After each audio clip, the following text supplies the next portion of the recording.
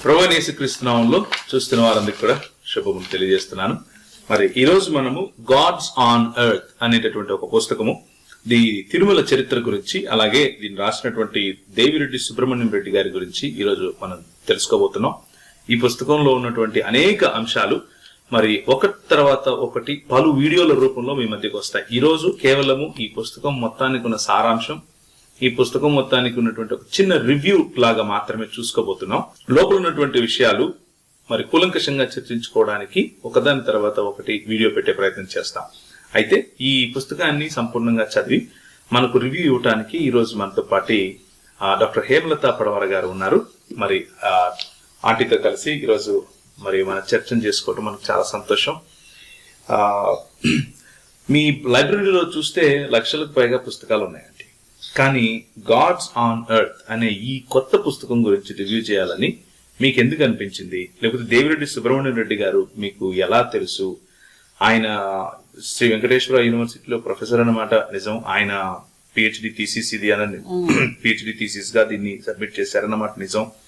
కానీ ఆయన ఒక చరిత్రకారుడు అయినప్పుడు ఆయన చరిత్రగా రాసినటువంటి ఈ పుస్తకం గురించి రివ్యూ చేయాలని మీకు ఎందుకు అనిపించింది?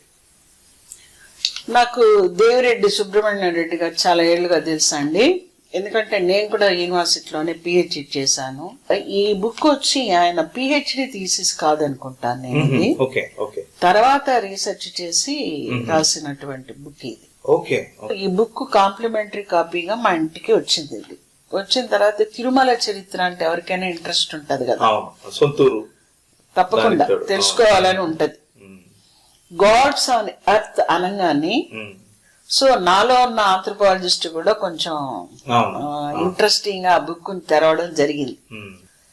గాడ్స్ ఆన్ ఎర్త్ ఏంటి అనే ప్రశ్న ఎవరికి రాదు, అసలు ఆలోచించారు కూడా, అంత దూరం ఆలోచించారు. సో ఆ టైటిలే నన్ను చాలా ఎక్సైటెడ్ చేసింది అన్నమాట. సో ఆ బుక్ ఆ విధంగా తీసుకొని చదవడం జరిగింది. ఇంకా లైబ్రరీ అన్న తర్వాత బోలెడని బుక్స్ ఉంటాయి కదా, రకరకాల పుస్తకాలు ఉంటాయి, కానీ అన్ని మనల్ని అట్రాక్ట్ చేసి వెంటనే చదవాలనిపించవు. కొన్ని కొనుక్కున్న తర్వాత టైంని బట్టి చదువుతాం, కొన్ని అవసరాన్ని బట్టి చదువుతాం. ఇక్కడ ఒక చక్కటి మాట అన్నారు, అవసరాన్ని బట్టి చదువుతాం అన్నారు. ఈ పుస్తకం మీరు చదివేశారు. మరి ఇప్పుడున్నటువంటి సామాజిక పరిస్థితుల్లో దీన్ని చదవటం, దీని గురించి రివ్యూ చేయటం వెనక మీకు కనిపించిన అవసరం ఏంటి? ఇక్కడ ఇంకొక మాట కూడా నేను చెప్పాలి. ఈ బుక్ నేను చదివిన తర్వాత చాలా షాకింగ్ ఫ్యాక్ట్స్ తెలిసాయి అన్నమాట నాకు. తెలిసిన తర్వాత నేను మళ్ళీ దేవిరెడ్డి సుబ్రహ్మణ్యం రెడ్డి గారితో మాట్లాడాను. తర్వాత చెప్పాను అన్నమాట, ఇందులో చాలా సంచలనమైనటువంటి నిజాలున్నాయి, సత్యాలున్నాయి. నేను వాటిని చదివాను, నాకు చాలా షాకింగ్ గా అనిపించింది. ఈ బుక్ రాసిన తర్వాత మీకు వ్యూయర్స్ రెస్పాన్స్ ఎలా ఉంది అన్నాను. చాలా ప్లీజింగ్ గాను చాలా పాజిటివ్ గాను ఉందమ్మా అన్నారు. ఓకే, నేను ఇట్లా ఒక వీడియో చెయ్యాలనుకుంటున్నాను యూట్యూబ్ కోసము, సో మీ పేరు ఫోన్ నెంబర్ ఇవ్వమంటారా అని అడిగా. అంటే ఇవ్వండి, నాకు చాలా ఇంట్రెస్ట్, ఎవరైనా మాట్లాడితే మాట్లాడటానికి అని అన్నారనమాట. కాబట్టి ఆ రీసెర్చ్ చేసిన వ్యక్తి ఎంత కాన్ఫిడెంట్ గా ఉన్నాడో అందరూ తెలుసుకోవాలి, అందుకోసం చెప్పాను ఈ మాట. జనరల్ గా అయితే నా బుక్ నేను ఎందుకు మాట్లాడటం అన్నట్టుంటారు కదా. ఇదేదో భావజాలాన్ని చెప్పడం కోసం రాసుకున్న సొంత కథ కాదు, ఇది ఫ్యాక్ట్స్ మీద బేస్ అయి రాసినటువంటి ఒక ఆర్కియలాజికల్ హిస్టరీ ఉన్నటువంటి, లేదా ఆర్కియలాజికల్ డేటా తీసుకుని రాసినటువంటి హిస్టారికల్ డాక్యుమెంట్ ఇది. కాబట్టి అంత ధైర్యంగా మాట్లాడుతున్నారు అంటారు. అవును. తర్వాత నేను అడిగాను అనమాట, have you published this material in any journal or have you presented this material as papers in any conference or seminar like that అని అడిగాను అనమాట. సెమినారు అని కాదు కానీ చాలా జర్నల్స్ లో అయితే పబ్లిష్ చేశారంట. దానికి ఎలా ఉన్నింది రెస్పాన్స్ అని అడిగాను. ఇట్స్ సో పాజిటివ్ అని చెప్పారు. సో నేనెందుకు ఇంత అడుగుతున్నానంటే, ఈ రోజు వరకు మనం ఒక భావము, ఒక విశ్వాసము, ఒక ఇతరత్ర గౌరవము లేదా ఒక రకమైన భావజాలానికి అలవాటు పడి ఉన్న ఒక విషయాన్ని పూర్తిగా కాంట్రాస్ట్ మీనింగ్ లో తెలుసుకున్నప్పుడు లేదా ఆపోజిట్ యాంగిల్లో దాన్ని చెప్పినప్పుడు తప్పకుండా ఎవరికైనా ఒక సంఘర్షణ అనేది ఏర్పడుతుంది. సో అంత సంచలనాత్మకమైన మాటలు, ఈ సంచలనాత్మకమైన మాటలు ఒక్క 3 చెప్పండి ఇందులో ఉన్న సంచలనాత్మకం లేకపోతే సంఘర్షణాత్మకంగా ఉన్నవి. తిరుమల కొండని ఈరోజు మనం తిరుమల అంటున్నాం. మొదట్లో దాన్ని పులికొండ్రం అనేవాళ్ళంట. పులికొండ్రం అంటే పుల్లికొండ అని అర్థం. పులికుండ్రం అంటే పుల్లికొండ అని అర్థం అన్నమాట. ఆ పులికొండని ఒక పుల్లిరాజు అని అతను పరిపాలించేవాడంట. ఓకే, ఇప్పుడున్నటువంటి తిరుమల అన్న దానికి పుల్లిరాజు అనే ఆయన ఒకనొక సమయంలో రాజు before first century. Okay, this is all before first century. Okay okay, Puliraju కాదు, పుల్లిరాజు, లీకి లావత్, పుల్లిరాజు. సో అతను వచ్చి చాలా మంచి పరిపాలకుడు అంట. అతన్ని చాలా భక్తితో చూసుకునేవాళ్ళంట ఆనాటి ప్రజలు. అతను చాలా దయగలిగి ఉండేవాడంట. కొండ మీద కల్వర్లు, వడుకర్లు అనే జాతులు ఉండేవంట. వాళ్ళు వచ్చి ఎక్కువగా ఈ ఏనుగులను మచ్చిక చేయటం, పశువులను మేపుకోవడం ఇలాంటివి చేసేవాళ్ళంట. కడప, నెల్లూరు సరిహద్దులుగా ఈ రాజ్యం ఉండేదంట. పుల్లిరాజు గారి రాజ్యం పేరు వేంగడం. వేంగడం వేంగడం, రాజధాని వేంగడం. రాజ్యం కింగ్డమ్ వచ్చి వేంగడం రాజ్యం, రాజధాని వచ్చి వేంగడం అనే ఊరు. అది తిరుపతి. ఓకే ఓకే ఓకే, అంటే ఇప్పుడు ఒకప్పుడు మెడ్రాస్ ప్రెసిడెన్సీ కి మెడ్రాస్ ఏ విధంగా రాజధాని, హైదరాబాద్ ప్రిన్స్లీ స్టేట్ కు హైదరాబాద్ ఎలా రాజధాని, అలా వేంగడం అనే రాజ్యానికి వేంగడం అనేది రాజధాని. అదే తిరుపతి. అది తిరుపతి.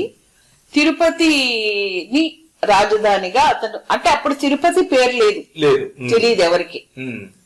ఆ రోజుల్లో వేంగడం అనేవాళ్ళంట దీన్ని. సో ఇక్కడ వేంగడం అనే రాజ్యానికి ఆయన్ని కూడా వేంగడం రాజు అని అంటారు కదా. అలా ఉన్న రాజు చనిపోయాడు. ఇది ఏ కాలం నాటిది? Before first century. Okay okay, మనకు ఫస్ట్ సెంచురీ నుంచి రిటర్న్ ఎవిడెన్సెస్ ఉన్నాయి. బిఫోర్ దట్ లేదు. According to that book, this is not my research. ఈ పుస్తకంలో రాసుంది ఈ రీసెర్చ్. ఇప్పుడు నేను చెప్పేవన్నీ ఆ బుక్ లో ఉన్నాయి. I'm just reader of that book. I'm presenting the material, that's all. I'm not Devireddy Subrahmanyam కదా. అది జనానికి అర్థం అవ్వాలని మళ్ళీ చెప్తున్నా. నేను చెప్తున్న ప్రతి మాట కూడా ఆ బుక్ లోదండి. It's not my own. ఆ బుక్ కావాలంటే దొరుకుతుంది. ఆ చివర్లో మీకు ఆ book author name, phone number కూడా ఇస్తాము. మీరు కావాలంటే అతనికి ఫోన్ చేసి ఆ బుక్స్ మీరు తెప్పించుకోవచ్చు. ఆ పుల్లిరాజు గారు చనిపోయారు. చనిపోయిన వాళ్ళకి ఏం చేస్తారు మన వాళ్ళు? సమాధులు కడతారు. అంటే ఇంకా కొంచెం గొప్పవాళ్ళు చనిపోయారు అనుకోండి, వాడికి ఇంకొంచెం ఘనంగా సమాధి ఉంటది. సామాన్యుడు చనిపోతే సమాధి కార్యక్రమం చాలా సామాన్యంగా ఉంటది. చాలా గొప్ప వాళ్ళు చనిపోతే సమాధి కార్యక్రమం ఇంకా గొప్పగా ఉంటుంది. ఒక మంటపం లాగా కట్టేస్తారు. డెఫినెట్లీ ఈ రోజే మనం చూస్తున్నాం కదా, బాగా డబ్బున్న వాళ్ళు, ల్యాండ్ లార్డ్స్, కొంచెం అధికారంగా బాగా ఉన్న వాళ్ళకి ఆ పెద్ద పెద్ద ఎత్తున సమాధులు కడుతూ చేస్తారు. సో అప్పుడు పుల్లిరాజు గారికి కూడా ఒక మంచి సమాధిని కట్టారు. మండపం రీతిలో కట్టబడిందంట అది. ఎందుకంటే ఆ రోజుల్లో ఈ కట్టడ ఆలయాలు ఉన్నాయి చూడండి, ఇప్పుడు రాళ్లతో, ఇటుకలతో, కాల్చిన ఇటుకలతో. అప్పటికే అది ఆ టెక్నాలజీ తెలియదంట. కాబట్టి రాతి కూసాలు పెడతారు, స్తంభాలు, దానిపైన రాతి పలకలు గాని కొయ్య పలకలు గాని వేసి అదే సమాధి ఆ రోజుల్లో.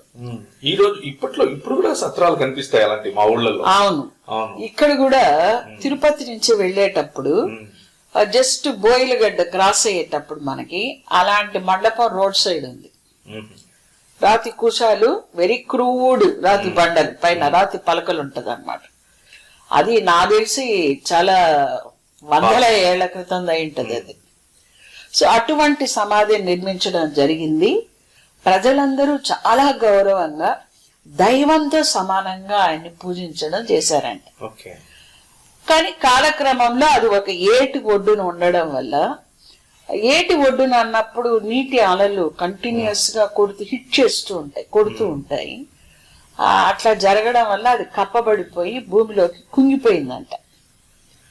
కుంగిపోయిన తర్వాత పైన పుట్టలు వచ్చేస్తాయి కదా, చెదలు వచ్చేస్తాయి. ఎందుకంటే చెక్కదైతే చెదలు వచ్చేస్తాయి. అలా చెదలు పడిపోయిన తర్వాత క్రీస్తు శకం 1వ శతాబ్దంలో కొంతమంది ఏనుగులు మచ్చిక చేసి దింపేవాళ్ళంట అప్పుడు కొండపైన. అలాగే ఏనుగుల్ని మచ్చిక చేసే గుంపు, పశువుల్ని మేపుకునే గుంపు వాళ్ళు ఆ పరిసర ప్రాంతాల్లో తిరుగుతూ ఉన్నప్పుడు వాళ్ళ పశువులు వెళ్ళి ఈ పుట్టని తొక్కడం వల్ల మొత్తం పగిలిపోయి లోపల నుంచి రాతి కుశాలు అవి బయటపడ్డాయంట. అప్పుడు వాళ్ళు వెంటనే వాళ్ళ రాజు దగ్గరికి వెళ్ళి, ఆయన పేరు అంటే పుల్లిరాజు తర్వాత కొంతకాలానికి వచ్చినటువంటి రాజు అప్పుడు ఉన్నాడు. ఆయన పేరు తొండైమాన్ చక్రవర్తి. ఆడోండై అని కూడా అంటారంట. ఆడోండై అంటే ఆనందం అని అర్థం అంట. ఈ తొండైమాన్ చక్రవర్తి దగ్గరికి వెళ్ళి, అయ్యా అక్కడ ఇట్లా ఒక దేవుని గుడి బయట వచ్చింది అని చెప్పినప్పుడు ఆయన కూడా వచ్చి అదంతా తవ్వి తీసి తర్వాత మళ్ళీ రాతి స్తంభాలు రాతి పలకలు పెట్టి దాన్ని పటిష్టంగా కట్టి, అప్పటికి కట్టడాలయాలు రాలేదు. అంటే ఈ తొండైమాన్ గారి సమయానికి కూడా కట్టడాలు లేదు, ఆ మండపాలే పెట్టి జనాలకు అందరికీ తెలిసేటట్టు చేశాడంట. అంటే అతను కట్టిన మండపం గుడికి కొంత ప్రాచుర్యాన్ని ఆయన తీసుకొని వచ్చాడు అన్నమాట. అంటే పుల్లిరాజు పేరు మీద తీసుకొచ్చాడా లేకపోతే? పుల్లిరాజు అనేది వేంగడం అయింది. ఇప్పుడు వేంగడం అనేవాళ్ళంట ఆ గుడికి. తర్వాత ఈ మన తొండైమాన్ చక్రవర్తి గారి వల్ల అది జనాలకు అందరికి తెలియడము, ఎక్కువ మంది అక్కడికి వెళ్ళి పూజలు చేయటం లాంటివి చేసేవాళ్ళంట. పూజలు కూడా అర్చక విధానం లేదు. అంటే ఇప్పుడున్నటువంటి బ్రాహ్మణ అర్చక పద్ధతి ఏదైతే ఉందో అలాంటిది లేదంటున్నారా? లేదు. అప్పుడు పూజారులు అర్చకులు ఏం లేదు. ఎవరికి వాళ్ళు వెళ్ళడం, ఆ నీళ్లు ఎత్తి అక్కడ పోయిటో, వాళ్ళకి దొరికిన పూలు ఏదో అక్కడ పెట్టడం, దండం పెట్టుకోవటం, రావటం. ఆ విధానం కూడా అప్పటికి డెవలప్ కాలేదు. ఇది ఎందుకు చెప్తున్నానంటే, ఒక దేవుని చరిత్ర ఒక దేశపు చరిత్రగా ఉందన్నమాట. ఇక్కడ ఒక సంస్కృతి పరిణామ చరిత్రగా కూడా ఉంది. డెఫినెట్ గా ఇప్పుడు మనం వచ్చి ఏదో ఒక దేవుడి గురించి మాట్లాడుతూ వీళ్ళు ఏదో మాట్లాడుతున్నారు, అగెనెస్ట్ గా మాట్లాడుతున్నారేమో అలా భ్రమించకూడదు, ఎవరు అభ్రాంతిలోకి వెళ్ళకూడదు. ఒక చరిత్రని మన ఒక స్థల చరిత్రను చూస్తున్నా, ఒక ఆలయ చరిత్రను చూస్తున్నా, ఒక దేశ చరిత్రను చూస్తున్నా అనేకమైన విషయాలు అందులో మిళితమై ఉంటాయి. ఇంతవరకు మీరు చెప్పిన దాంట్లో సంచలనం ఏముందంటారు? అసలు వస్తుంది. ఆ తొండైమాన్ చక్రవర్తి గారు ఈ ఆలయాన్ని, మండపం ఆలయాన్ని పునరుద్ధరించిన తర్వాత ఆళ్వార్లు వచ్చారు. ఆళ్వార్లు అనేది మీరు వినుంటారు. వైష్ణవ భక్తుల్ని, వాళ్ళని ప్రధానమైన వాళ్ళని ఆళ్వార్లు అంటారు. 12 మంది ఆళ్వార్లు. వాళ్ళ కాలాన్ని కొంచెం అటు ఇటుగా ఉన్నప్పటికీ ఏకాభిప్రాయం ఉన్నటువంటి కాలం చెప్తున్నాను నేను. క్రీస్తు శకం 4th century నుంచి 9th century వరకు చెప్తారు ఆ 12 మంది ఆళ్వార్ల కథ. ఆ 12 మంది ఆళ్వార్లలో కొంతమంది సాక్ష్యం ఇచ్చారు. వాళ్ళు ఇచ్చిన సాక్ష్యాలని శాసనాల పైన రాసుండారనమాట. ఏమంటే అది అప్పుడు కొండపైన గుడి లేదు, ఓకే, అంటే ఇప్పుడున్నటువంటి తిరుమల అసలు లేదు. అంటే 4వ శతాబ్దం నుంచి 9వ శతాబ్దం వరకు నివసించిన వీళ్ళు అక్కడ వీళ్ళల్లో ఒకరు ఇద్దరు ముగ్గురు ఇచ్చినటువంటి వాళ్ళ పాసురాలు, వాళ్ళ రాసిన వాటిని ఏమంటారంటే పాసురాలు అంటారు, కీర్తనలు, గీతాలు. వాటిని 4000 ప్రబంధం అంటారన్నమాట. అంటే 4000 పాసురాలు రాశారు వాడు. దివ్య ప్రబంధాలని కూడా అంటారు వాటిని. ఈ తొండైమాన్ చక్రవర్తిని థిరయన్ అని కూడా అనేవాళ్ళంట. థిరయన్ అని కూడా అనేవాళ్ళంట. ఇక్కడ ఆల్రెడీ ఉన్నటువంటి అక్కడ ఉన్న అవైలబిలిటీలో ఉన్న దైవ ప్రతిమనే తీసి అక్కడ పెట్టడం జరిగింది. ఏది దైవ ప్రతిమ? పుల్లిరాజు ప్రతిమ గురించి చెప్పారు మీరు ఇంతవరకు. అంటే ఇక్కడ పుల్లిరాజు ప్రతిమే దైవ ప్రతిమ అయిపోయిందని చెప్పాను కదా. పుల్లిరాజునే దైవంగా భావించి ప్రజలు ఆరాధిస్తూ ఉన్నారు. అదే సంచలనం అయితే ఇప్పుడు. అంటే ఇప్పుడు మీరు చెప్పేది ఏంటి? ఇప్పుడు తిరుమలలో ఉన్న విగ్రహం పుల్లిరాజు విగ్రహం అంటారా? అది మీరు కొంచెం ఓపికగా వినాలి. సంచలనం కావాలి ఇప్పుడు మాకు, చెప్పండి. ఆ రోజుల్లో అంటే మన తొండైమాన్ చక్రవర్తికి దొరికిన విగ్రహము ఈనాడు ఉన్న దైవ ప్రతిమ కాకపోవచ్చు అనేది కూడా ఆథర్ ఎక్స్ప్రెస్ చేస్తున్నారన్నమాట. ఎందుకంటే ఫస్ట్ లో బండల మీద కేవ్ ఆర్ట్ వినుంటారు మీరు, అప్పర్ పేలియోలిథిక్ పీరియడ్ లో. జస్ట్ ది ఎన్గ్రేవ్డ్ అన్నమాట పిక్చర్ ని. అలాంటి టైప్ అయినా ఉండొచ్చు, లేదా కొన్ని ఆంజనేయ స్వామి ఆలయాల్లో మనం చూస్తే బండ పైన ఉబ్బెత్తుగా విగ్రహం ఉంటుంది, చెక్కేస్తే అది మాత్రం కనిపిస్తూ ఉంటుంది, వెనక బ్యాక్గ్రౌండ్ కూడా బండనే ఉంటుంది. మన బుక్స్ మీద కూడా ఎంబోజింగ్ లెటర్స్ ఉంటాయి. ఆ టైప్ ఆఫ్ విగ్రహం అన్నా ఉండొచ్చు. ఇప్పటి విగ్రహం అది కాదు, ఎందుకంటే 1వ శతాబ్దానికి అటువంటి విగ్రహాలు మనకు లేవు, ఆ సాంప్రదాయం లేదు. బౌద్ధుల దగ్గర నుంచి ఆ సాంప్రదాయాన్ని మనం తీసుకోవడం జరిగింది. అంటే శిలని సెలెక్ట్ చేసుకొని గుండ్రటి శిల్పాన్ని మానవ రూపంలో చెక్కడం అనేది అప్పటికి లేదు అని ఆథరే చెప్తున్నారు ఆ బుక్ లో. ఇదంతా కూడా పేజ్ నెంబరు 35, 36, 37 అలా ఉందన్నమాట. అందులో అక్కడ అప్పటికి ఆలయం లేదు, మండపమే ఉంది అనడం కోసం చెప్తున్నాను అనమాట. మామూలుగా ఆళ్వార్లలో 12 మంది ఉన్నారండి. వాళ్ళు వచ్చి పొయ్గై, భూతన్, పేయ్, తిరుమలసై అనే 4లో మొదటి 3 వచ్చి అసలు వేంగడంలో గుడి ఉన్నట్టే చెప్పలేదంట. గుడి ఉన్నట్టే వాళ్ళ పాసురాల్లో చెప్పలేదు. 4వ వ్యక్తిగా ఉన్న తిరుమలీసై అనే ఆళ్వారు మాత్రము ఈ కొండ మీద గుడి ఉంది అని చెప్తూ ఆ దైవ ప్రతిమ చుట్టూ దట్టమైన అడవి ఉంది, దేవుని వద్దకు వెళ్ళడానికి చెట్లు నరికి దారి ఏర్పరచుకున్నారు, పరిండు పడుకాడు నిర్ప తమిళ భాషలో పాసురంలో ఆథర్ నోట్ చేసినటువంటిది అనమాట. ఇదంతా పేజ్ నెంబర్ 49 లో ఉంది. జనం ఎవరైనా బుక్ కొనుక్కోవచ్చు, చూసుకోవచ్చు. ఇది మన ఇద్దరికి సంబంధించింది కాదు. ఈ దేవుని ప్రతిమ అందరికి అన్ని వైపుల నుంచి కనిపిస్తూ ఉందంట. అంటే ఏం అర్థం? చుట్టూ గోడలు లేవని అర్థం. అంటే మండపమే ఉంది అప్పటికి, గుడి లేదు అని చెప్పడానికి ఇవన్నీ.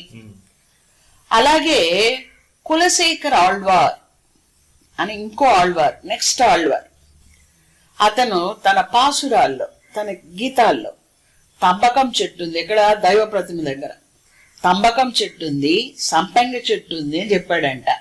చెట్టు ఉంది అంటే అర్థం ఏమి? గోడలు లేదు, ఓపెన్ ఉంది అని అర్థం. అట్లే కానీ ఎత్తైన వాకిలు ఉంది అన్నాడంట. లోపల అర్చకుడు ఎవరో పూజ చేస్తున్నారు అని పాట పాడాడు.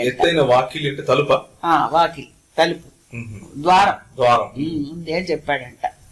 సో అప్పుడు కూడా మనకి చెట్లు ఉన్నాయి, కనిపిస్తూ ఉన్నాడు అన్ని వైపు నుంచి అంటే మండపం గుడి ఉన్నట్టే మనకు అర్థం.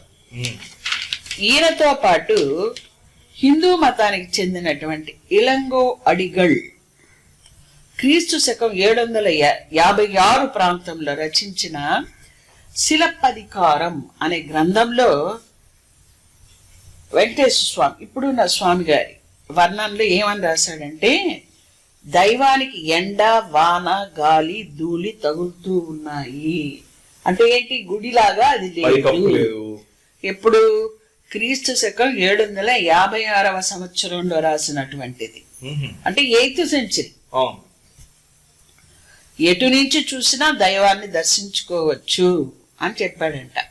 సో ఇప్పుడు మనం ఇళంగో అడిగల్, కులశేఖర్ ఆళ్వార్, తిరుమలసై ఆళ్వార్ వీళ్ళందరి పాసురాలు, వీళ్ళ శిలప్పధికారం గ్రంథము, వీటి ద్వారా ఏం తెలుస్తోందంటే ఇది మండపము గుడి. మండపం కట్టడంతో అది కట్టబడింది మొట్టమొదట అనేది ఆతర బుక్లో రాస్తున్నారు. సో ఇప్పుడు కొండ మీద ఒక గుడి అనేది ఉనింది. ఏది?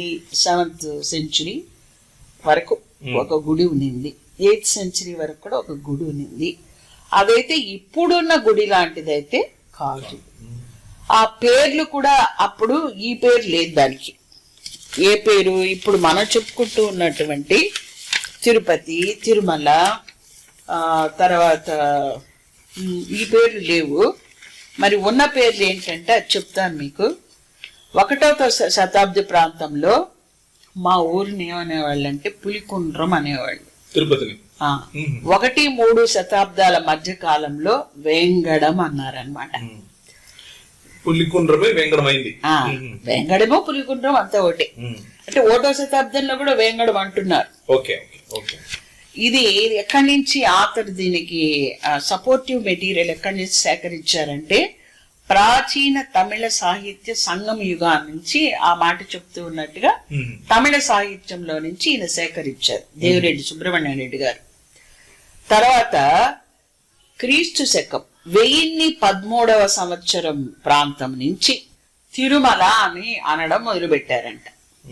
1013 అంటే 11th సెంచురీ నుంచి. అలాగే క్రీస్తు శకం 1234, 1235 ఆ ప్రాంతంలో తిరుపతి అన్న పదం మొదట పుట్టింది. అప్పటి వరకు తిరుపతి అన్న పదం ఎవరికి తెలియదు. ప్రాచీన పేరు వాంగడం మాత్రం రికార్డ్స్ లో క్రీస్తు శకం 1544 అంటే 16th సెంచురీ ఫస్ట్ హాఫ్ వరకు అది వాడుకలో ఉన్నిందంట. తర్వాత పూర్తిగా ఆపేశారు. సో ఇప్పుడు తిరుమల, తిరుపతి అనేవి జస్ట్ తిరుమల అన్న పదము 11th సెంచురీలో, తిరుపతి అన్న పదము 13th సెంచురీలో పుట్టాయి అనేది మనకు అర్థమైంది. కాబట్టి మనం ఇప్పుడు మాట్లాడుకునేది వేంగడానికి సంబంధించింది అనాలి. వేంగడం మెల్లగా తిరుమల, తిరుపతి అవుతుంది.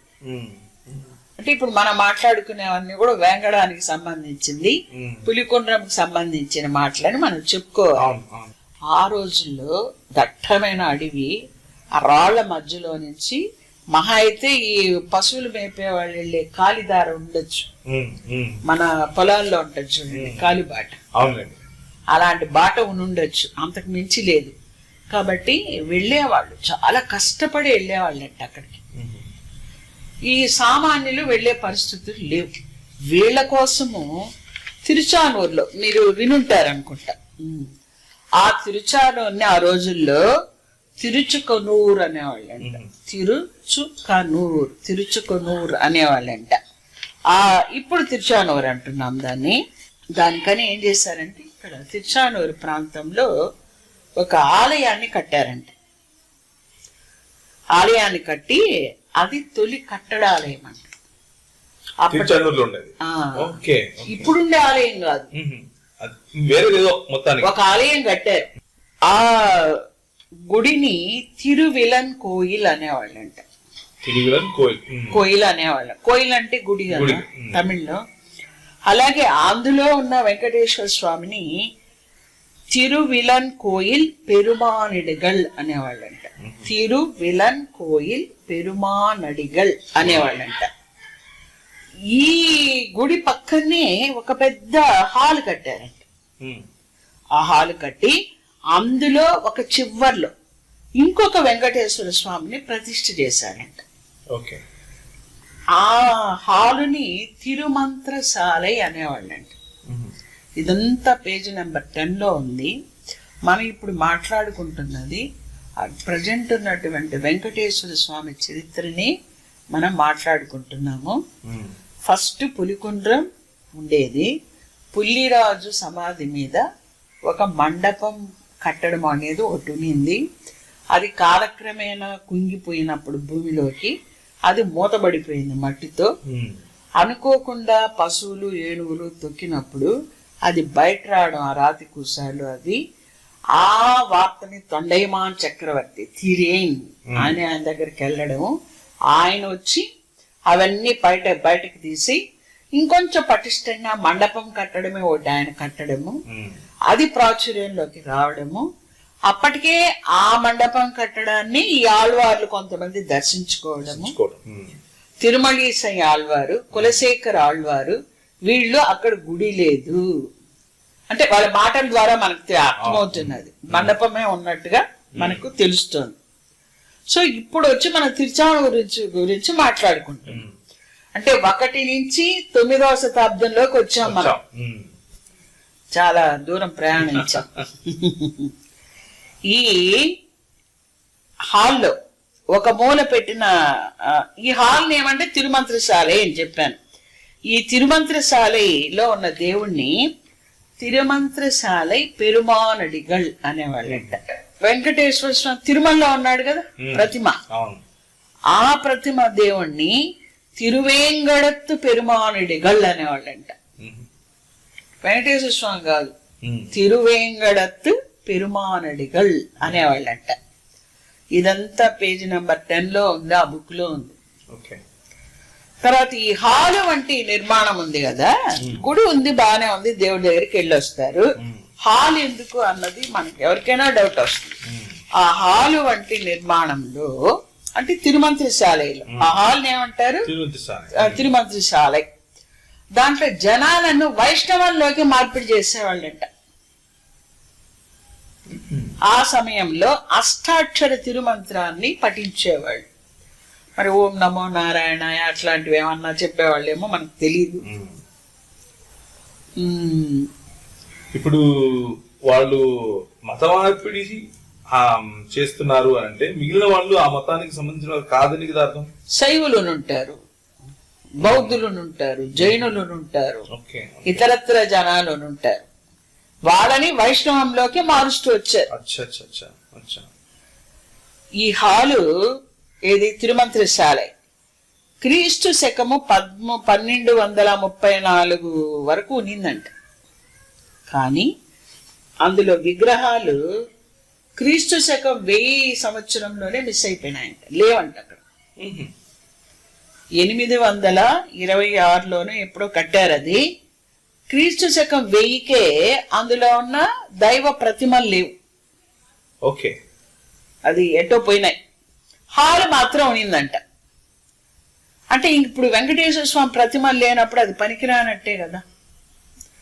దీనికి ఆయన ఇచ్చిన ఎవిడెన్స్ ఏంటంటే క్రీస్తు శకం 1000 తర్వాత తిరుచానూరు ఆలయాలకి దానాలు ఇచ్చిన శాసనాలు ఎక్కడా లభించలేదు. కాబట్టి ఆ ఆలయాలు నిరుపయోగకరంగా ఉండిపోయినాయి అని చెప్తారు. అవి అంటే పూజలు అవి జరుగుతున్నట్టు లేవు అని. తర్వాత ఆ దైవ ప్రతిమల్ని 1399లో కొండకి తీసుకొచ్చారండి. పోయినవి ఎలా వచ్చాయి? ఎక్కడో పెట్టుకుంటారు, ఇక్కడికి తీసేసి. అంటే అప్పట్లో కొంచెం ఇదేమన్నా ఇతర దాడులు ఏమన్నా జరిగి ఎత్తుకుపోతారు అనుకున్నారో మరి ఏంటో, మరి అక్కడి నుంచి వాటిని కాపాడడం కొరకు తీసేసినట్టున్నారు. లేకపోతే శైవులకి వైష్ణవులకి గొడవలై తీసేసారో మనకు తెలియదు కదా. ఆ రీజన్ ఇవ్వలేదు ఆయన. తీసుకొచ్చి అదే ఇప్పుడు తిరుమలలో ఉన్నటువంటి కొలువు శ్రీనివాసుడు మలయప్ప, ఈ డైటీస్ కి గాడెస్, ఆ విగ్రహాలు అన్ని పోయినాయి. అన్ని తిరుమలకు వచ్చి 1399లో చేరిందంట. ఓకే, 1399లో ఈ విగ్రహాలు తిరిగి ఇక్కడికి వచ్చాయి. తిరుచానూరులో ఉన్న విగ్రహాలు అక్కడికి పోయి చేరాయి. ఓకే. ఇప్పుడు మనం 1399 వరకు వచ్చాం. తర్వాత ఆ తర్వాత కొన్ని అంటే గుడి అంటూ ఏర్పడిన తర్వాత అర్చకులు పూజ చేసే విధానాన్ని మళ్ళా ఏర్పరచుకున్నారు. ఇది 10వ శతాబ్దిలో మారీచి సంహిత ఆధారిత ఆగమ సూత్రాలు, ఇప్పుడున్న ఆగమ శాస్త్రం కాదు, మారీచి సంహిత ఆధార ఆగమ సూత్రాలని ఆ రోజుల్లో అలవందర్, అతని పేరు యమునముని అని కూడా అంటారంట. ఆయన ఆ నాదముని అని ఒక ఏమనాలి గురువు, ఆయన మునిమానవుడు యమునముని అంట. 918 1038లో ఈయన ఆగమ సూత్రాలను రూపొందించే వరకు ఈయన రూపొందించాడు. అది రూపొందించే వరకు ఎవరికి తోచిన రీతిలో వాళ్ళు పూజించుకునేవాళ్ళ. యాదవరాజుల కాలంలో గట్టి దేవ యాదవరాయలు అని అంటే ఆయన పేరు విక్రమ చోళుడు అని కూడా అంటారంట. తర్వాత 2వ కులోత్తంగ ఇద్దరు, ఆయనేమో 12th century, ఈయన కూడా 12th century. ఈ చోళ చక్రవర్తులు వీళ్ళిద్దరు కూడా విక్రమ చోళ, 2వ కులోత్తంగ చోళ చక్రవర్తులు. ఆయనేమో గట్టి దేవ యాదవరాయలేమో యాదవరాజు. వీళ్ళు తిరుమలలో ఉండేటువంటి పూజాధికార విషయాలు అస్తవ్యస్తంగా ఉన్నాయి. ఇందాక మనం మీరు కూడా అడిగారు, ఒక పూజ ఉంది కదా మళ్ళీ ఎందుకు దాన్ని మార్చడం, ఎందుకు ఈ మారీచ సంహిత ఆధారిత ఆగమ సూత్రాలు ఎందుకు డెవలప్ చేయటము, జనాలందరినీ మళ్ళీ మార్చడం, ఇవన్నీ ప్రాబ్లం కదా అని మీరు అన్నారు కదా. అది ఇక్కడ జరుగుతోంది అన్నమాట. ఈ పరిసర గ్రామాల జనాన్ని కోరడంతో వెళ్ళి రాజు దగ్గర వెళ్ళి కోరారు. ఏమని, అయ్యా తిరుమల అంతా అస్తవ్యస్తంగా ఉంది, సరిగా లేదు, దీన్ని కొంచెం సరిచేయండి, క్రమ పద్ధతిలో తీసుకురండి అని చెప్తే ఈయన యాదవరాయలు, ఈయన గట్టి దేవ యాదవరాయలు రామానుజాచార్యులు గారిని పిలిపించారంట. పిలిపించి ఆయనకి ఇది అప్పగిచ్చారు, తిరుమల ఆలయాన్ని. తర్వాత ఈ రామానుజాచార్యులు ఆయన ఏమనుకున్నాడంటే, బ్రాహ్మణులకి ఇక్కడ నివాస ప్రాంతాలుగా కానీ ఉంటే వీళ్ళు గుళ్ళకి వెళ్ళడం, పూజలు చేయటం అంతా బాగా జరుగుతుంది, అది చేయనంత కాలం మనం ఏమీ చేయలేమని చెప్పి ఆయన కొండ మీద తను ఏం చేశాడంటే ఆ పూజలు ఇవన్నీ కూడా, అదే యమునముని వీళ్ళందరూ ఉన్నారు కదా, ఇవన్నీ వీళ్ళందరినీ అక్కడ బాగా అన్ని సరిచేసి 1130 అంటే 12th century ఫిబ్రవరి 24వ తేదీ తిరుపతిని ఏర్పరచటానికి ప్రారంభ పూజ చేశాడంట. అంటే తిరుపతి బర్త్డే వచ్చి 24th ఫిబ్రవరి 1130గా మనం చెప్పాలి. 1వ రాజేంద్ర చోళుడు అంటే చోళుల పరిపాలనలో ఆ పరిపాలనా కాలంలో 7వ రోజు అని ఇచ్చాడు. మరి హౌ దే డిసైడెడ్ దట్ అనేది నాకు తెలీదు, ఆతర్ చెప్పారు. క్రీస్తు శకం 1013వ సంవత్సరంలో రాసినటువంటి ఒక శాసనంలో తిరుమల అనే పేరుని మొట్టమొదటిసారిగా వేంగడం అనే పేరుకి ప్రత్యామ్నాయంగా వాడారంట. మొట్టమొదటిసారిగా 1013వ సంవత్సరం అంటే just the beginning of the 11th centuryలో తిరుమల అనే పేరుకి వేంగడం అనే పేరుని ప్రత్యామ్నాయంగా వాడబడిందని చెప్తున్నారు. బుక్ లో తీసిందే కదా మనం మాట్లాడుతున్నది.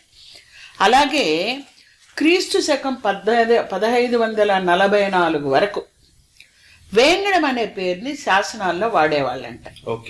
తిరుమల అనే పేరు వచ్చినప్పటికీ ఆ తర్వాత ఒక 300-400 సంవత్సరాల వరకు ఈ వేంగడం అనే పేరు ప్రముఖంగా ప్రాచుర్యంలో ఉనింది.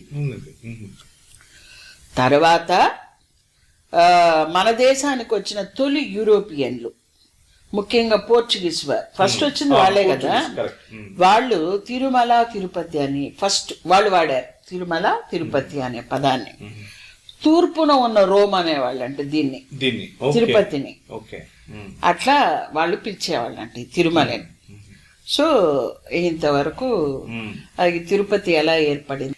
తర్వాత 1250 ప్రాంతంలో అంటే 13th సెంచురీలో వీర నరసింహ యాదవరాయలు అనే వారి కాలంలో, ఆయన పరిపాలిస్తున్న రోజుల్లో పుల్లన్న అనే వ్యక్తి ప్రదక్షిణాపథం చుట్టూ ఉన్న గోడల్ని కూల్చివేసి దాన్ని వెడల్పు చేసి, ఆ ప్రదక్షిణాపథాన్ని వెడల్పు చేసి తిరిగి మళ్ళీ లావుపాటి గోడల్ని పైకప్పుని నిర్మించాడంట. ఇక్కడ ఈ పుల్లిరాజు మరి పుల్లన్న ఈ పేర్ల యొక్క కాంబినేషన్ ఇంకా రిపీట్ అవుతూనే వస్తున్నట్లుంది.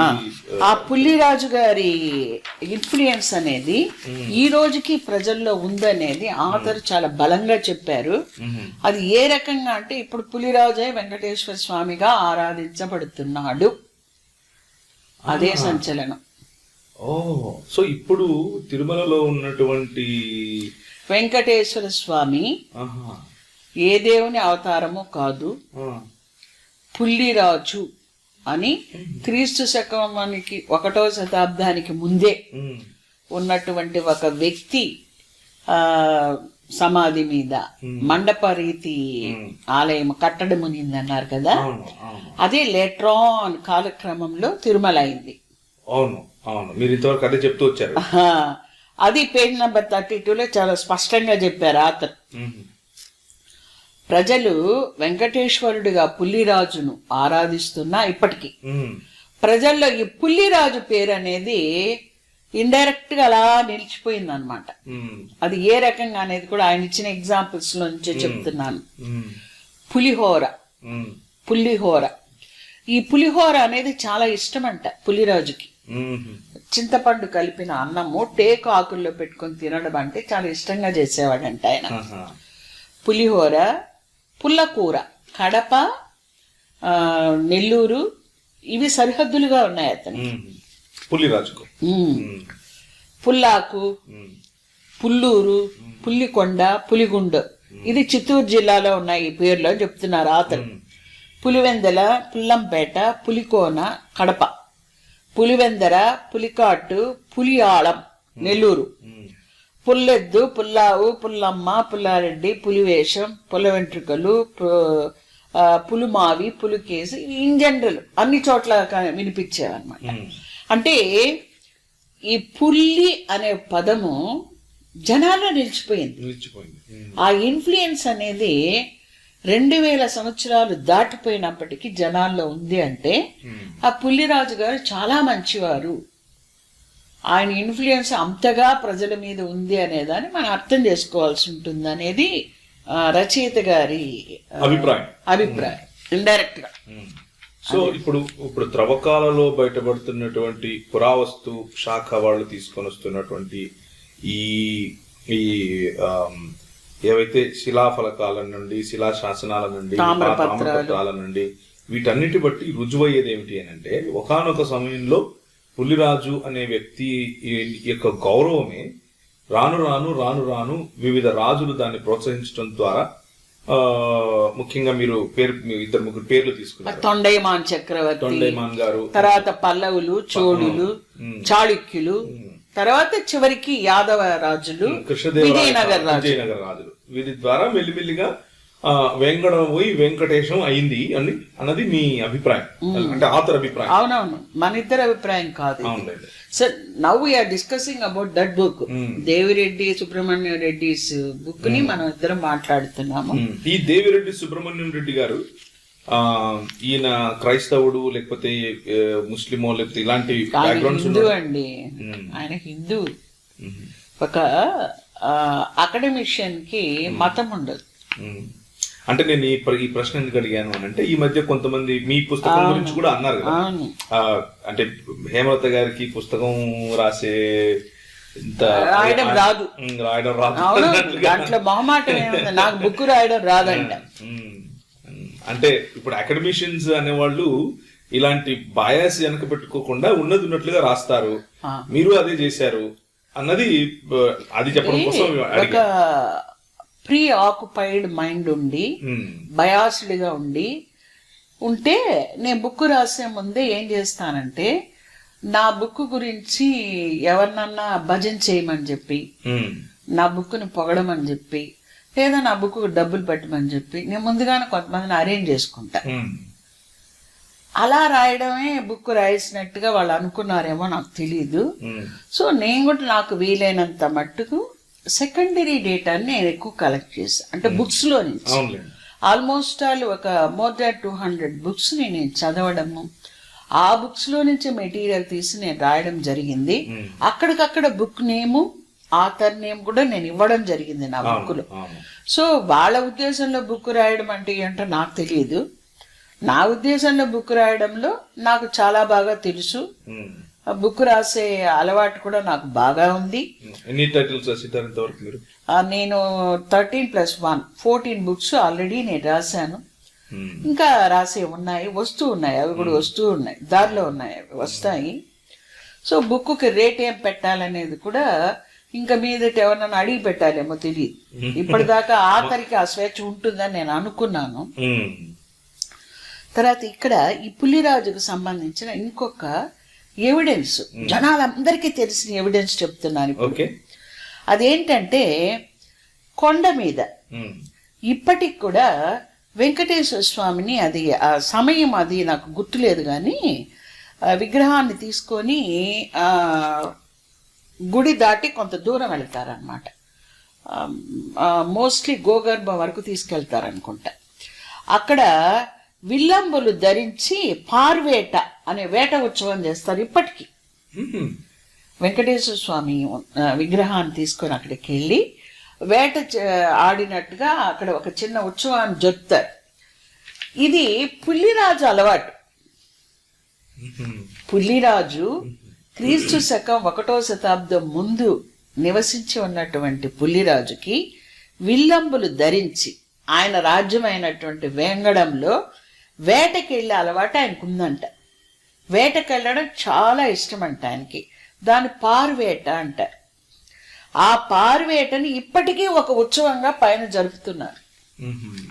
ఇప్పుడు ఒకవేళ దేవుడే అనుకుంటే ఆయన వేటకెళ్ళడం చేయడు కదా కొండపైన. కానీ దానికి పురాణాలు అవన్నీ రాశారు కదా, దాని గురించి కూడా మన ఆథర్ చెప్పారు.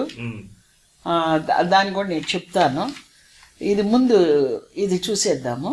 తర్వాత శిల్పాలు. ఇప్పుడున్నటువంటి దైవ ప్రతిమ క్రీస్తు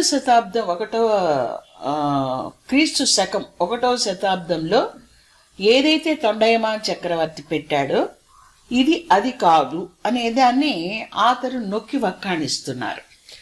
అది ఎలాగో చూద్దాం.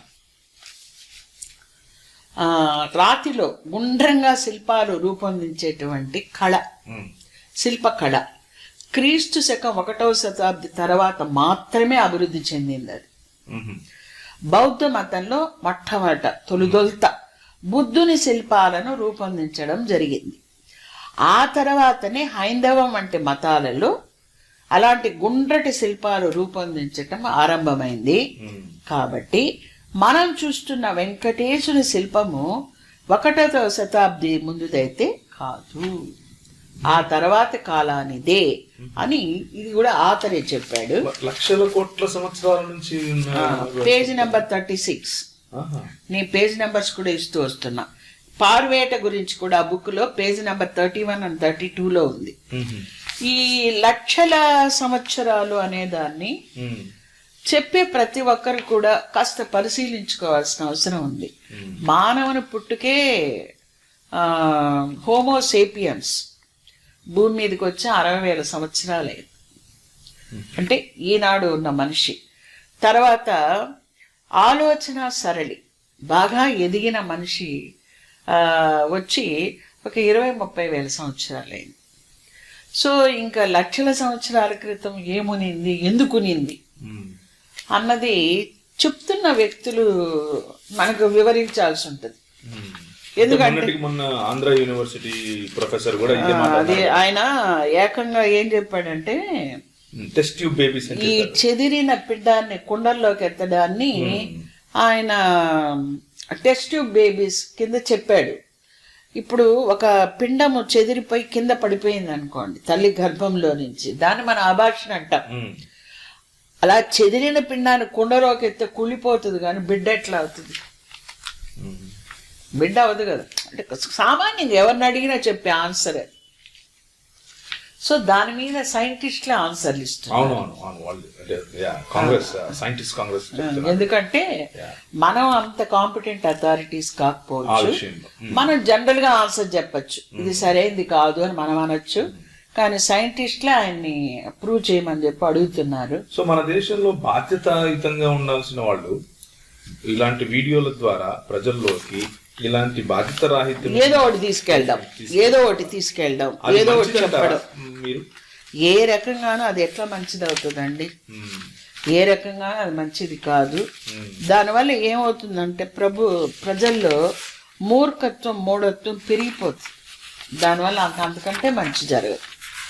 మన తిరుపతి పరిసరాల్లోకి క్రైస్తవం ఎప్పుడు వచ్చింది అనేది కూడా మనం తెలుసుకోవాల్సిన అవసరం ఉందన్నమాట. ఇది కృష్ణదేవరాయలు, అంటే రాయల కాలంలో, కృష్ణదేవరాయలు వారు కాదు కానీ ఇక్కడ వెంకటగిరి సంస్థానం వాళ్ళు, ఆయన వచ్చి వెంకటపతి రాయలు అనుకుంటారు. ఆయన కాలంలో తొలిసారిగా క్రైస్తవం తెలుగు నేల మీద కాలు పెట్టిందంట. అది వచ్చి క్రీస్తు శకము 1598వ సంవత్సరం అక్టోబర్ నెల 15వ తేదీన మొట్టమొదటిసారిగా తెలుగు గడ్డ పైన కాలు పెట్టిందంట క్రైస్తవం. అది డేట్స్ తో సహా ఉంది, ఆయన ఆథర్ ఇచ్చారు. అంటే చివర్లో 16వ శతాబ్దం చివర్లో వాళ్ళు వచ్చినట్టుగా మనకు తెలుస్తోంది. ఆ వచ్చిన వాళ్ళు ఎవరంటే యేసు సభ సభ్యులు.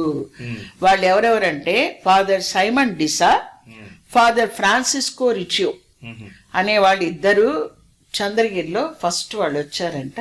తర్వాత మెల్లమెల్లగా క్రిస్టియానిటీ అనేది చుట్టుపక్కలంతా వ్యాపించడము, వాళ్ళు దానికి ఎంతగానో ఈ రాయల కాలంలో ఉన్న రాజులు దాన్ని ప్రోత్సహించడము జరిగినట్టుగా మనకు శాసనాలు ఇంకా చాలా ఉన్నాయి. మనకు క్రిస్టియన్ హిస్టరీ తీసుకునేటప్పటికి చాలా బుక్స్ లో దొరుకుతుంది అది. మరి ఈ బుక్స్ మాత్రం కొన్ని ఇప్పుడు ఆథర్ కలెక్ట్ చేసిన ఇన్ఫర్మేషన్ మాత్రం అన్ని చోట్ల దొరికే ఇన్ఫర్మేషన్ అయితే కాదు అది. ఇక పద్మావతి దేవి గురించి కూడా ఒక మాట మనం మాట్లాడుకోవాలి. అది కూడా ఆథర్ చెప్పున్నారు. ఏమంటే వెంకటేశ్వర స్వామి చరిత్రతో ముడిపెట్టి మాట్లాడుతూ ఉన్నటువంటి ఆకాశరాజు కూతురుగా చెప్పబడుతూ ఉన్నటువంటి పద్మావతి దేవి కథనము నిజమైనదిగా తోచడం లేదు అని ఆథర్ చెప్తున్నాడు. అది పేజ్ నెంబర్ 38-39 ఉంది. ఇది తొండైమాన్ తర్వాత కొన్ని శతాబ్దాలు తర్వాత మళ్ళీ కొన్ని వందల ఏళ్లకి నారాయణవనము, అప్పలాయగుంట, శ్రీనివాస మంగాపురం వంటి ప్రాంతాల్లో వెంకటేశ్వరుని ఆలయాలు నిర్మింపబడిన తరువాత, అంటే అటు ఇటుగా 15వ శతాబ్దం తరువాత ఈ పద్మావతి దేవి కథ పుట్టుకొచ్చినట్టుగా తెలుస్తోంది అని ఆథర్ చెప్తున్నారు. ఎందుకంటే క్రీస్తు శకం 1 నుంచి 3 శతాబ్దాల మధ్యకాలపు తమిళ సాహిత్యంలో కానీ, ఆ తర్వాత సాహిత్యాల్లో కానీ, శాసనాల్లో కానీ, మరి ఎటువంటి ఆధారాల్లో కానీ పద్మావతి దేవి ప్రస్తావన లేదు. సో పద్మావతి దేవి అనేది ఒక కల్పన అనేదాన్ని చెప్తాడు మన ఆథర్. ఇంకా పద్మావతి దేవి గురించి ఏం చెప్పారంటే, ఇది కూడా పేజ్ నెంబర్ 38-39 కనిపిస్తోంది. ఈమె ఆండాలు వలె వెంకటేశుని భర్తగా భావించిన జీవించిన వ్యక్తిగా ఉండవచ్చు. ఆండాళ్ళు అంటే గోదాదేవి. 1వ శతాబ్ది వెంకటేశునితో కొన్ని శతాబ్దాల కాలపు పద్మావతి దేవికి వివాహం ఎలా సంభవిస్తుందో ఆలోచించాలి. అంటే ఈ మాట ఆథర్ చెప్తున్నారు. 1వ శతాబ్దానికి సంబంధించినటువంటి వెంకటేశ్వర స్వామికి 15 శతాబ్దాల తర్వాత పుట్టినటువంటి 1500 సంవత్సరాల తర్వాత పుట్టినటువంటి పద్మావతి దేవితో ఎలా వివాహం జరుగుతుందో కాస్త ఆలోచించండి అని చెప్తున్నాడు ఆయన. అలాగే 1వ శతాబ్ది వెంకటేశుని గురించి అనేక శతాబ్దాల తర్వాత పుట్టుకొచ్చిన పురాణాల్లో ఉన్నటువంటి కథనం ఎంతవరకు నమ్మదగిందో కూడా ఆలోచించవలసి ఉంది. These are all words of our author. That's all. అంటే హిస్టారికల్ బ్యాక్గ్రౌండ్, హిస్టారికల్ డేటా గనక చేతిలో ఒక పక్క పెట్టుకుంటే ఇప్పుడు రాసుకున్న పురాణాలు వీగిపోతాయి అని చెప్తున్నాను. నిలవు. ఫస్ట్ మనం ఏం చెప్పుకున్నామంటే 1వ శతాబ్దానికి ముందరే పుల్లిరాజు అని ఒక పాలకుడు ఈ వేంగడమ ప్రాంతాన్ని పరిపాలిస్తూ ఉన్నాడు. ఆయన చనిపోవడం జరిగింది. ఆయన సమాధి మీద ఒక మండపం అనేది ఒకటి నిర్మించబడింది. ప్రజలందరూ కూడా ఎంతో ప్రేమతో ఆయన్ని ఆ గౌరవం, ఆయన మీద ఉన్న గౌరవం వలన ఆయన్ని దైవం వల్ల ఆరాధించేవారు. కానీ కాలక్రమంలో అది భూమిలోకి కుంగిపోవటము, దాని మీద పుట్టలు రావడం వల్ల అది మరుగున పడిపోవడం జరిగింది. తర్వాత ఏనుగులు మచ్చిక చేసేవాళ్ళు, ఈ పశువుల కాపర్లు ఒకరోజు ఆ పశువులు ఇవన్నీ తొక్కడం వల్ల ఆ పుట్ట పగిలి మట్టి చెదిరిపోయి ఆ కనిపిస్తూ ఉన్నటువంటి ఆ మండపం యొక్క శిథిలాలను చూచి వాళ్ళు తొండైమా అంటే ఆ కాలంలో పరిపాలిస్తూ ఉన్నటువంటి, ఆ కాలం ఏదంటే క్రీస్తు శకం 1వ శతాబ్దం, తొండైమాన్ దగ్గరికి వెళ్ళి, చక్రవర్తి దగ్గరికి వెళ్ళి ఇలా అక్కడ ఒక దైవాన్ని మేము చూసాము, ఒక ఆలయాన్ని చూసామని చెప్పడము, ఆయన అక్కడికి వచ్చి అవన్నీ తవ్వించి తీసి ఒక మంచి మండపం కట్టడమే. అప్పటికి కట్టడాలయాలు రాలేదు, ఏర్పరచడం జరిగింది. కానీ అక్కడికి సామాన్యులు వెళ్ళడం అనేది చాలా కష్టంగా ఉండేది. మా తాత ముత్తాతల కాలంలో కూడా వాళ్ళు కూడా చెప్పేవాళ్ళు, డోలీలు కట్టుకొని పోయేవాళ్ళంట. డబ్బులు ఇస్తే డోలీలు కట్టేవాళ్ళంట. ఆ డోలీల్లో తీసుకెళ్లాలంటే బాగా డబ్బులు ఉండాలి కదా, డోలీలు కట్టించుకోవాలంటే. సరే అలా వెళ్ళలేని వాళ్ళకి తిరుచకునూరు అంటే తిరుచానూరు ప్రాంతంలో ఒక ఆలయం కట్టబడింది. అక్కడ ఒక వెంకటేశ్వర స్వామిని ప్రతిష్ఠించడం జరిగింది, ప్రతిమని. దాని పక్కనే ఒక హాల్ కట్టడం జరిగింది. ఆ హాలుని తిరుమంత్రశాలై అంటారంట. అందులోపల ఒక విగ్రహాన్ని, వెంకటేశ్వర స్వామిని ప్రతిమను పెట్టడం జరిగింది. ఆ హాల్లో ఏం చేసేవాళ్ళంటే వైష్ణవములోకి ఇతరులని మార్చేవాళ్ళంట. సో వైష్ణవంలోకి మార్చినప్పుడు అష్టాక్షరి మంత్రాన్ని చెప్పించేవాళ్ళంట వాళ్ళ దగ్గర. తర్వాత 800 అంటే 9వ శతాబ్దంలో కట్టినటువంటి ఆ టెంపుల్ 1000 కల్లా అక్కడ ప్రతిమలు లేకుండా పోవడం జరిగింది. కాలక్రమేణా ఆ ప్రతిమలు వచ్చి తిరుమల చేరడం జరిగింది. తిరుమల ఆ తర్వాత చాలా మంది చోళులు వాళ్ళు పట్టించుకోకపోయినప్పటికీ కూడా యాదవులు, విజయనగర రాజులు వాళ్ళు పట్టించుకోవడం వల్ల సామవై అనే పల్లవుల రాణి ఇచ్చిన దాన ధర్మాల వలన, ఆమె చేసిన కొన్ని మార్పుల వలన, ఆమె కట్టిన శయన మండపం వలన తిరుమల ప్రాచుర్యంలోకి రావడం జరిగింది. అదంతా ఇప్పుడు మనం మాట్లాడుకుంటూ వస్తున్నాం. ఇది ఒక స్టెప్. సెకండ్ స్టెప్, ఎవరు ప్రాచుర్యంలోకి తీసుకొచ్చారు? ఇప్పటి వరకు మనం ఏం మాట్లాడుకున్నాం? సామవై వరకు వచ్చాం మనం. ఇప్పుడు క్రీస్తు శతాబ్దం 4-9 శతాబ్దాల మధ్యలో 12 మంది ఆళ్వార్లు అనేవాళ్ళు వచ్చారు. వీళ్ళు గొప్ప వైష్ణవ భక్తులు. భక్తి తత్వం అంటాం కదా మనం, భక్తిజం. ఆ భక్తి తత్వంలో వీళ్ళు చాలా ప్రాచుర్యం పొందిన వాళ్ళు. వీళ్ళ 12 మంది పేర్లు ఉన్నాయి. ఇప్పుడు అది అనవసరం అనుకోండి, అంటే బుక్కి నాట్ రిలేటెడ్ కదా. వీళ్ళు వెంకటేశ్వర స్వామిని గురించి, ఆయన భక్తి తత్వాన్ని గురించి దక్షిణ దేశం అంతా తిరిగి వ్యాపింపజేశారంట. అంటే వెంకటేశ్వర స్వామి గుడి ఇంత ప్రాచుర్యంలోకి రావడానికి మొదట తొండైమాన్ చక్రవర్తి, తర్వాత ఈ సామవై, వీళ్ళందరూ, తర్వాత ఆళ్వార్లు. Second step. అంటే ఎవరికైనా డౌట్ వస్తుంది కదా, ఏదో చిన్న సమాధి మీద చిన్న గుడి కట్టేస్తే ఇంత పాపులారిటీ ఎలా వస్తుంది అని ఎవరైనా అడుగుతారు కదా. ఇది వచ్చి పూర్తిగా ఒక అకాడమిక్ స్టడీగా దీన్ని చూడాలి. అది కూడా పనిగట్టుకొని మత భ్రష్టులు లేదా మత శ్రేష్ఠులు రాసింది కాదు ఇది. మత భ్రష్టులు, మత శ్రేష్ఠులు రాసింది కాదు ఇది. జస్ట్ ఒక అకాడమిషియన్, ఒక విద్యావేత్త తనకు తెలిసిన విషయాలన్నింటినీ జనాలకి తెలియచేయాలనే ఒక ఉద్దేశంతో, ఒక సదుద్దేశంతో ఈ బుక్ను తీసుకురావడం జరిగింది. జనాలని మూర్ఖత్వం వైపు నడపాలి, సంపాదించాలి, దండుకోవాలి, బాగుపడాలి అనే గుంపు ఎప్పుడూ ఉంటుంది.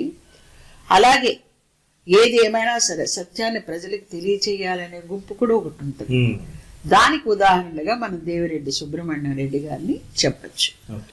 ఈ 1000 సంవత్సరాలుగా తిరుపతి ఎలా ఏర్పడింది, తిరుమల ఎలా వచ్చింది, వెంకటేశ్వర స్వామి ఎలా వచ్చాడు, ఈ ఆవిర్భావం ఎలా జరిగింది, ఈ 1000 సంవత్సరాల పరిణామ క్రమంలో ఇవన్నీ ఎలా ఏర్పడ్డాయి, ఎలా ప్రాచుర్యంలోకి వచ్చాయి అని జనానికి తెలియజేస్తున్నాడు. ఆయన ఉద్దేశము అదే, మన ఉద్దేశము అదే. చాలా సంతోషం. డాక్టర్ హేమలత పడమర గారు ఈరోజు మనతో గాడ్స్ ఆన్ ఎర్త్ తిరుమల చరిత్ర అనే పుస్తకం యొక్క రివ్యూ చెప్పారు. మరి దీని రైటర్ గారు అయినటువంటి దేవిరెడ్డి సుబ్రహ్మణ్యం రెడ్డి గారు, ఆయన శ్రీ వెంకటేశ్వర యూనివర్సిటీలో ప్రొఫెసర్గా ఉండి రిటైర్ అయ్యారు. ఆయన చేసినటువంటి ఈ హిస్టారికల్ రీసెర్చ్కి సంబంధించినటువంటి ఈ పుస్తకాన్ని మీకు ఎవరికైనా కావాలి అని అనుకుంటే స్క్రీన్ పైన కనిపిస్తున్న నంబర్లు, అలాగే అక్కడ కనిపిస్తున్న అడ్రస్లో మీరు ఉత్తరం రాసి, లేకపోతే ఈమెయిల్ రాసి, లేకపోతే ఫోన్ చేసి దాన్ని తెప్పించుకోవచ్చు. తర్వాత మరి ఇలాంటి మంచి పుస్తకాలను ప్రోత్సహిద్దాం అందరం కలిసి.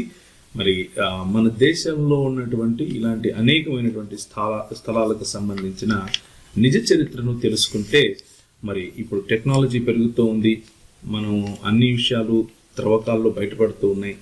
అలా బయటపడటం వల్ల నిజం కూడా బయటపడుతూ ఉంది అన్న విషయాన్ని జ్ఞాపకం చేసుకుంటూ మనందరం కూడా మరి ఇలాంటి మంచి రీసెర్చ్ వర్క్ను మనం ప్రోత్సహిద్దాం. మరి చూసిన మీ అందరికి కూడా ప్రభువైన యేసుక్రీస్తు నామములో వందనాలు.